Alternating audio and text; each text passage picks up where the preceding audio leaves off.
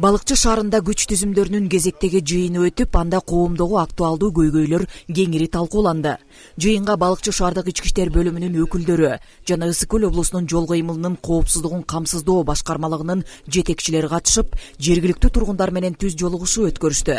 Иш чаранын жүрүшүндө акыркы мезгилде коомчулукта тынчсыздануу жараткан зордук зомбулук фактылары, жаш өспүрүмдөрдүн кылмыштуулукка аралашуусу жана жол кырсыктарынын көбөйүшү негизги тема болду.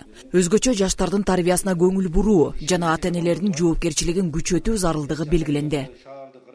Бул жерде ошол көтөрүлгөн көйгөйлүү маселелердин бири болуп, бул малжандыктар менен качкан жол нагыштар болуп атат. Бул өзүңүздөргө белгилүү болгондой, Ысык көл областында эл аралык жолдор бүт жаңы жасалып атат да, ортолоруна парапеттер коюлуп атат да.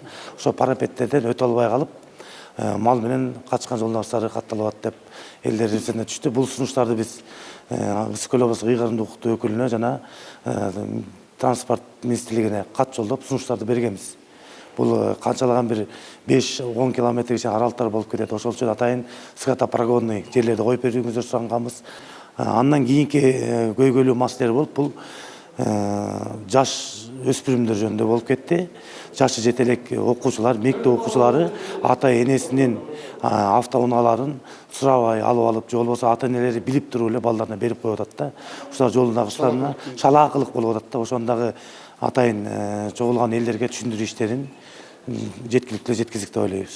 Мындан тышкары айдоочуларга кайрылуу жасалып, жол эрежелерин так сактоо бир гана өз өмүрүн эмес, башкалардын да коопсуздугун камсыз кылары эскертилди. Анткени кайдыгерлик менен этиятсыздык көп учурда кайгылуу кесепеттерге алып келери айтылды.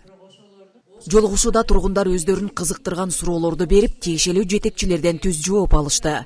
Мындай ачык форматтагы баарлашуу эл менен укук коргоо органдарынын ортосундагы ишенимди бекемдөөгө өбөлгө түзөт. Мен ата-энелерге кайрыларым, биринчи өзүбүздөн баштайлы, өзүбүздүн пейилниетибизди оңдойлу, анан балдарыбызга таалим тарбия берели, анан ошондон кийин жаш оңолот деген ойдомун. Себеби баладан башталат да. Баладан башталат, мектепке барат, анан мектептен чоңоюп, анан ушунун баары эле биздин тарбия. Ошол, конечно, ошо мугалим деп коебуз. Мугалим эмне дейт? Биз өзүбүз балабыз, мугалимге 7-8 же 5 саат эле окуйт. Калганы биздин колубуздан отпайт. Тарбияны биз жакшы бере албайт. Ошондуктан бала бакырабызды жакшылап тарбиялап, көзүбүздүн кырын салып, жакшы көңүл буралы. Жыйынтыгында коомдогу тартипти сактоо бул ар бир адамдын жеке маданиятынан жана жоопкерчилигинен башталары дагы бир ирет баса белгиленди. Эгер ар бир жаран мыйзамды урматтап, жол эрежелерин сактап жашаса, коопсуз жана тынч коомду куруу толук мүмкүн. Нуржан Дөөткулова, Талбек Саманчиев, Мадина Абакирова, Ысык көл жаңылыктар үчүн Балыкчы шаарынан.